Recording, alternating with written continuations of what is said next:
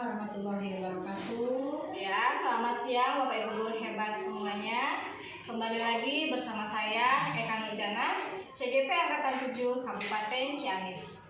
Kali ini saya akan melakukan sesi wawancara dengan pimpinan sekolah saya bersama Ibu Kepala Sekolah SD Negeri 2 Ciherang, Ibu Eka Rukmanayanti.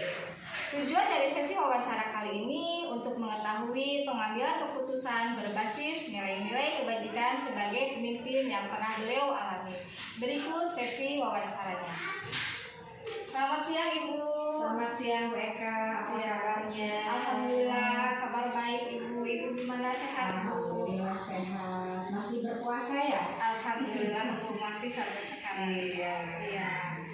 Ini Bu, terima kasih sebelumnya Bu. Ibu sudah mau menyempatkan waktunya.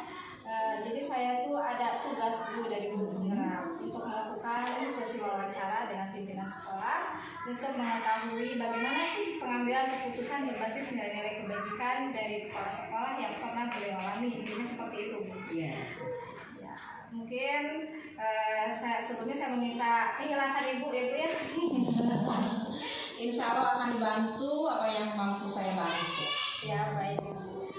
Baik, selama Ibu menjadi seorang pimpinan Ibu ya, pasti Ibu sering menemukan kasus-kasus dilema etika ataupun bujukan moral yang Ibu temui di sekolah pastinya Ibu ya. Bisakah Ibu ceritakan Bu berbagi pengalaman kepada kami salah satu kasus yang pernah Ibu temui Bu? Mungkin. Kalau kasus ada beberapa sih ya Bu Eka. Hanya ini kasus yang terbaru nih ya, yang terbaru bahwa di sekolah dasar 2 Ciherang ini terdapat 2 guru PRI yang terdiri dari 1 guru dengan status PNS dan yang sebelumnya penempatan guru PNS ini. Di sekolah ini sudah memiliki 1 orang guru honorer, ya, guru honorer PRI. Hal ini tentu saja menjadi beban tersendiri bagi kami SD Negeri 2 Ciherang. Di satu sisi kita berat apabila harus memberhentikan guru honorer tersebut yang sudah ada. Tapi di sisi lain, kami juga harus menerima keputusan pemerintah yang telah menetapkan mutasi guru PNS di sekolah kami ini. Itu baik. Ya, baik Ibu.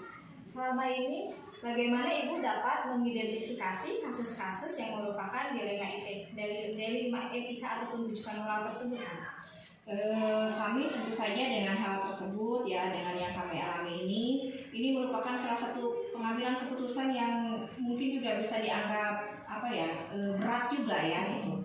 Karena dengan adanya pengambilan keputusan yang seperti ini, di satu sisi mungkin kami juga tidak bisa menolak ya guru yang datang yang sudah ditempatkan oleh pemerintah, dan di sisi lain juga kita tidak begitu saja bisa memberhentikan ya guru honorer yang sudah bertahun-tahun mengajar di sekolah ini. Kami dengan guru-guru yang lainnya juga berdiskusi, memberikan juga meminta solusi yang terbaik. Kita berdiskusi bagaimana cara pengambilan keputusan agar hal ini tidak membuat ketersinggungan ya bagi pribadinya. Makanya kami juga berkonsultasi dengan pengawas, dengan Korwil dan juga stakeholder yang lainnya, bagaimana cara menanggulanginya. Yang mungkin yang salah satunya kami ambil sekarang yang guru honorer itu dijadikan asisten bagi wali kelas 6, karena wali kelas 6 sebentar lagi akan pensiun. Baik Ibu. Kemudian bagaimana Ibu menjalankan pengambilan keputusan di sekolah Ibu? Terutama untuk kasus-kasus di mana ada 2 kepentingan yang sama-sama benar ya Bu ya, tidak ada yang salah.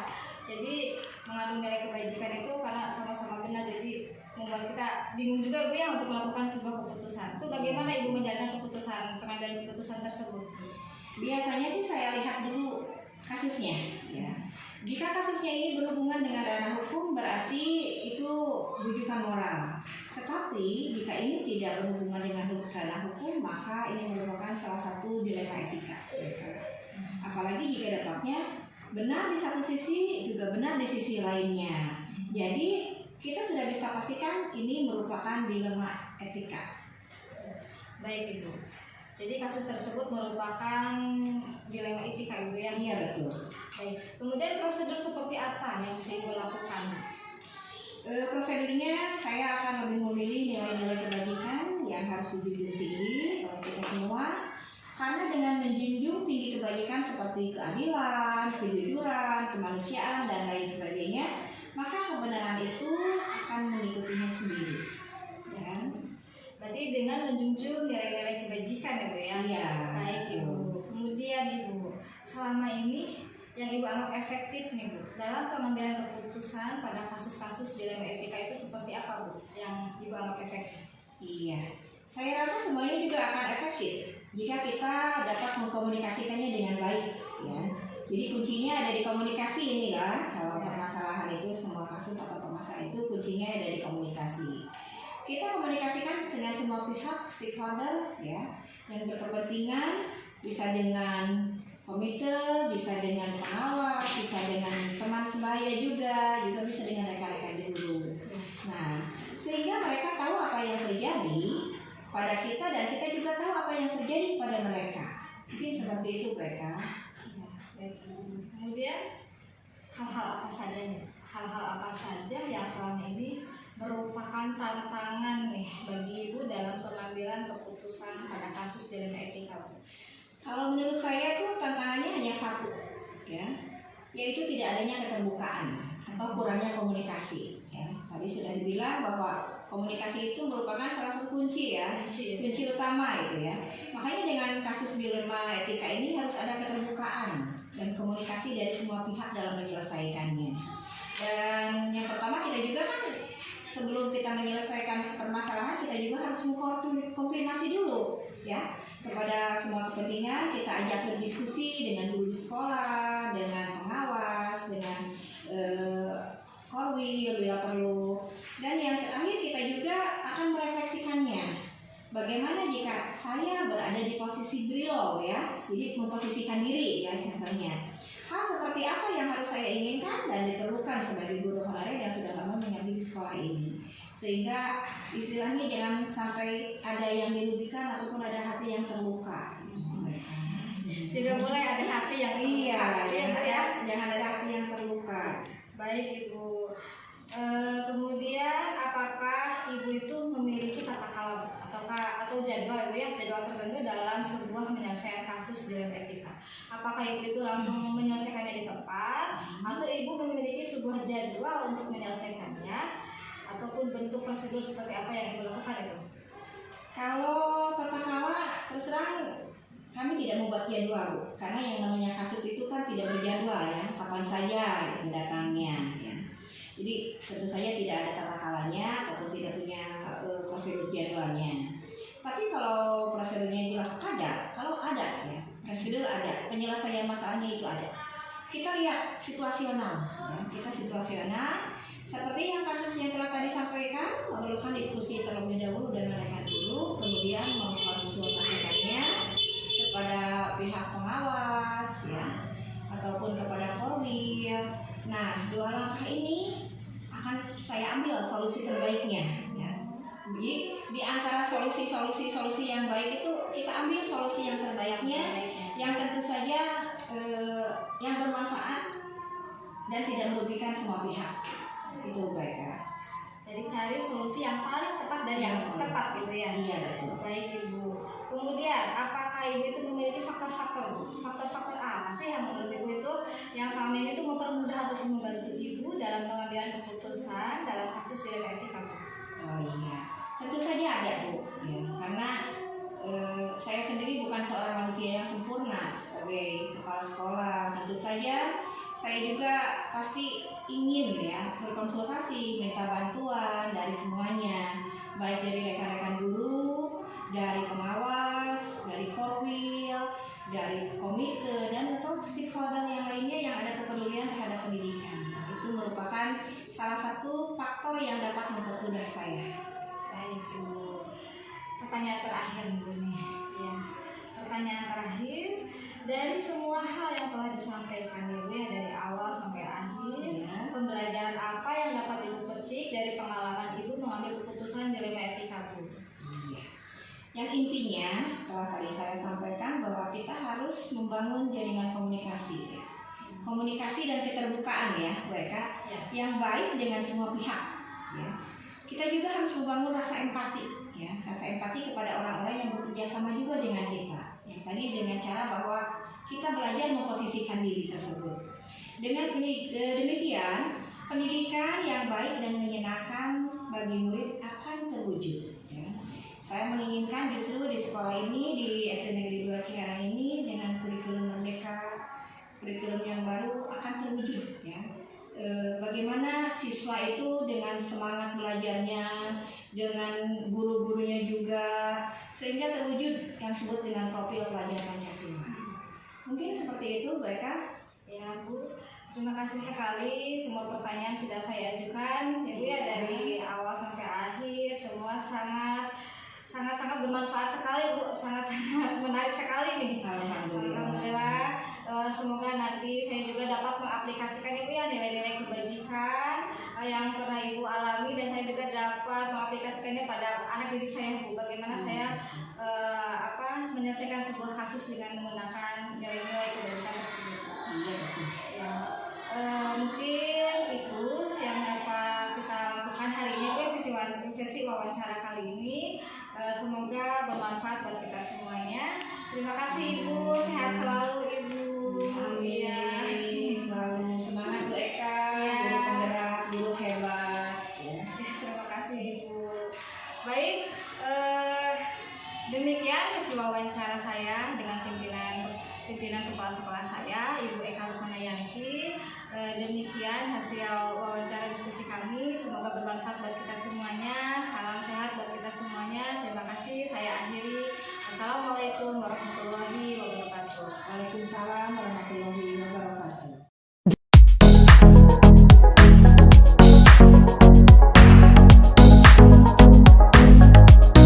Assalamualaikum warahmatullahi wabarakatuh. Kembali lagi bersama saya Eka Nurjana, CGP Angkatan 7 dari Kabupaten Ciamis. Kali ini saya akan melakukan sesi wawancara dengan Ibu Kepala Sekolah dari SDN 1 Cilulu, Kecamatan Banjarsari. Tujuan dari wawancara ini untuk mengetahui pengambilan keputusan berbasis nilai-nilai kebajikan sebagai pemimpin dari Ibu Kepala Sekolah yang beliau telah alami. Baik, kita langsung saja ke sesi wawancaranya. Selamat siang Ibu. Selamat siang Bu.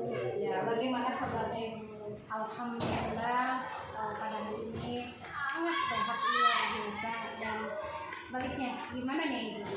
Sehat? Alhamdulillah saya juga dalam keadaan sehat. Pertama-tama terima kasih banyak Ibu sudah mau menyempatkan waktunya, meluangkan waktunya untuk kita melakukan sesi wawancara ini Bu. Sesi wawancara ini sebenarnya tugas saya Bu dari guru penggerak untuk mengetahui pengalaman dari seorang pemimpin sekolah, bagaimana sih dalam menangani sebuah kasus dilema ataupun rujukan kita seperti itu.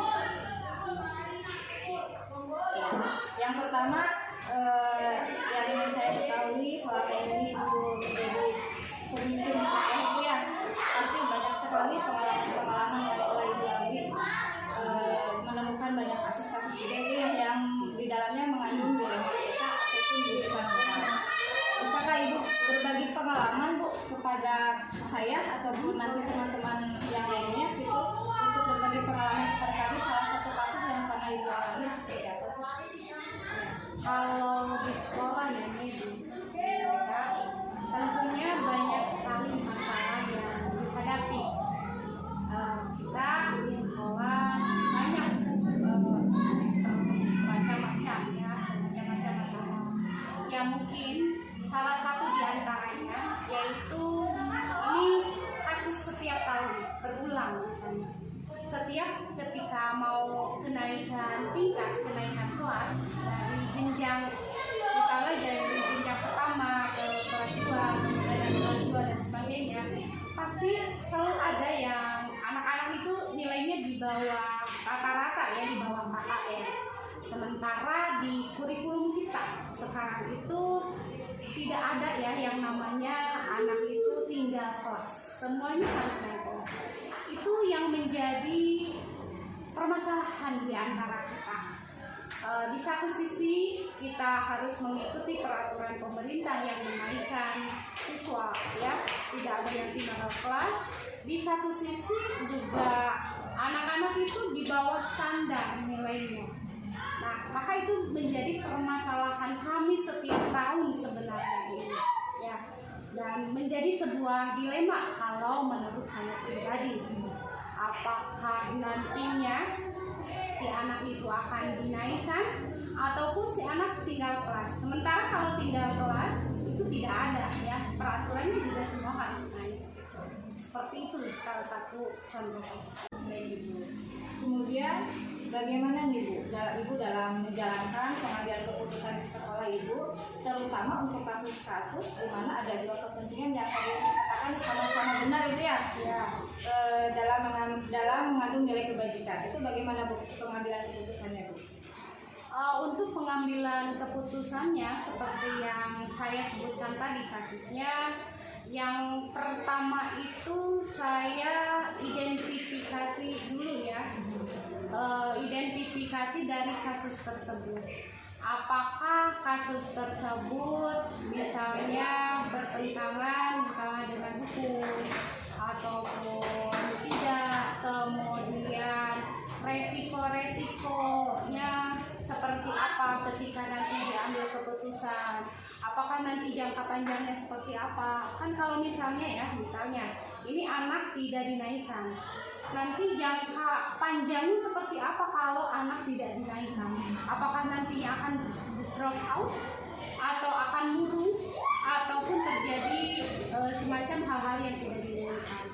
Kemudian juga nanti dampaknya, resikonya seperti apa, itu yang saya identifikasi terlebih dahulu ya. Kemudian setelah diidentifikasi maka saya akan mengkomunikasikan bersama rekan-rekan sejawat.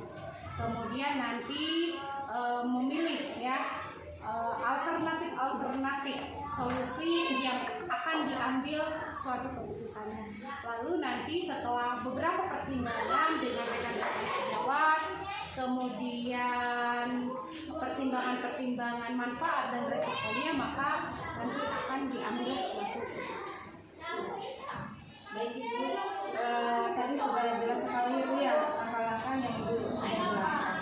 Kemudian untuk tahap selanjutnya itu bagaimana sih hal yang harus dilakukan, langkah efektifnya gitu Bu, langkah efektif yang Ibu lakukan dalam mengambil keputusan pada kasus-kasus dengan etika yang mungkin saja tidak hanya kasus itu saja Ibu ya, banyak sekali kasus-kasus yang itu bagaimana Bu hal yang efektifnya seperti itu? Mungkin untuk langkah-langkah efektifnya seperti yang tadi saya katakan, yang pertama kan ada prosedurnya ya, ada beberapa prosedur yang harus kami tempuh.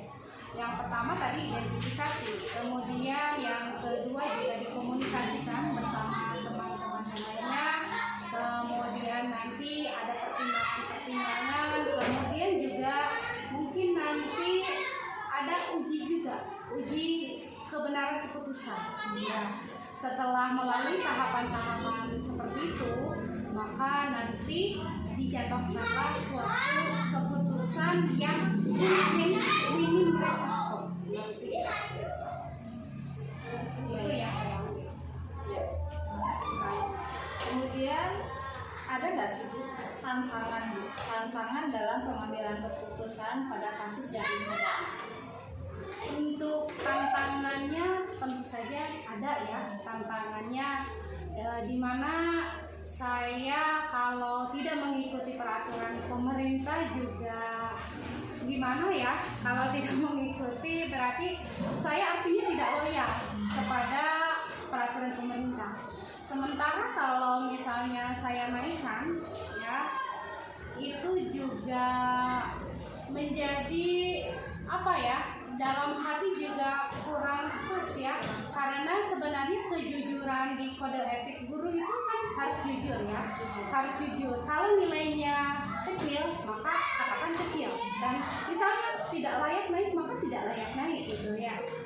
Nah itu ya, jadi ada suatu tantangan tersendiri bagaimana saya harus loyal kepada pemerintah ataupun saya